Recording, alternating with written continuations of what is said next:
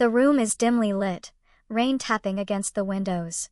Aliyah, 33, a Jordanian woman in modest attire, sits on the couch, her face illuminated by a lamp. She speaks directly to the camera, her voice steady but laced with emotion. As flashbacks play subtly in her mind's eye, quick cuts of memories without breaking the single frame focus on her. It all began on a hot summer morning in Alaska, far from the dusty streets of Amman where I was raised.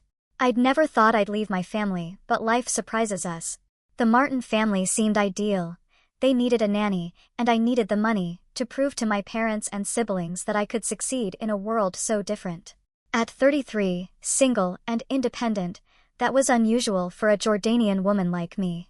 Ethan Martin, the husband, was tall with sandy brown hair that curled at the ends, laugh lines hinting at joy amid stress. He nodded politely that first day, handing me tea. Emily, his wife, was elegant, blonde hair in a bun, tailored blouses, designer heels clicking on marble floors. She smiled warmly, handing me a thick binder of rules, meal plans, routines, and even laundry instructions. Their kids, 5-year-old and 3-year-old Liam, were energetic and full of questions. Emily reassured me my experience as the oldest of 6 siblings would suffice, though she was a stickler for details. The first weeks were smooth, up at 6 a.m. for breakfast, packing lunches, reading stories, finger painting, chasing Liam in the backyard. Evenings, I'd retreat to my basement room, exhausted but content. Emily was often absent, buried in her high-powered corporate job. About a month in, I noticed Ethan watching me, while I wiped up Liam's spill on the kitchen floor. "You're amazing with them," he said. I thanked him, startled, my cheeks heating. "Call me Ethan," he added, smiling. From then on, he lingered, asking if I'd eaten, helping with groceries, staying while I cooked. One evening at the dining table, he asked, "Don't you ever get tired of doing everything for everyone?" I shrugged. It was my job, I was used to it. "You shouldn't have to be," he replied softly. His words made me feel seen, appreciated. In my culture, women give endlessly without question.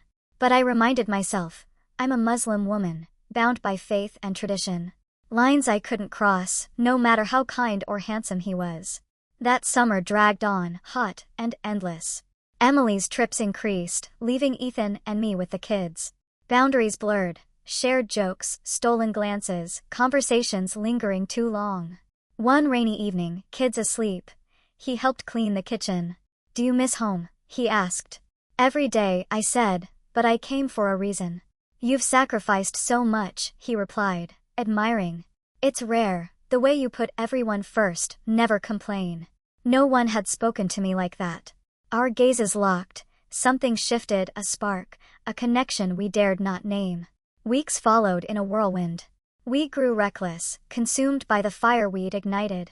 Stolen moments alone felt like treasures, but guilt weighed heavier. Emily returned from a conference, a reminder of the life we were dismantling. One night on the porch, under crisp air and stars, Ethan joined me. "You've been quiet," he said. "Thinking about us," I admitted. "We can't keep doing this, it's wrong. You have a wife, a family. I've lost myself." He reached for my hand. "I love you, Aliyah. I can't lose you." I pulled away, tears stinging. I loved him too, but love couldn't erase the damage.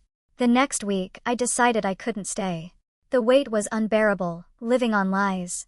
I searched for new jobs secretly, heartbroken at leaving and Liam. The departure day was bittersweet. Kids clinging, crying, Emily hugging me, thanking me for everything. As I left, the hidden chapter seemed closed, but it wasn't. Change. Extended resolution with themes of forgiveness and growth. Back in Jordan, I rebuilt my life. The affair haunted me, but I channeled the pain into purpose. I opened a small community center for women and children, teaching skills I'd learned abroad, cooking classes, English lessons, art therapy for the little ones. It felt like redemption, helping others as I'd helped the Martins, but on my terms. Years passed. I grew stronger, my faith deeper, forgiving myself one day at a time.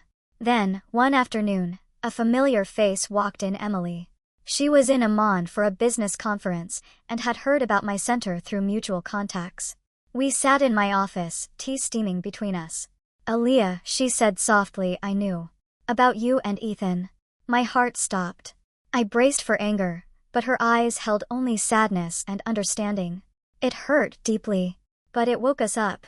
We talked, really talked, for the first time in years. Therapy time apart. We rebuilt our marriage stronger. Ethan regrets it all, but he credits you with showing him what appreciation looks like. Tears flowed as she continued, I don't hate you. You were kind to my children, and in a way, you saved us from complacency. We embraced, a weight lifting.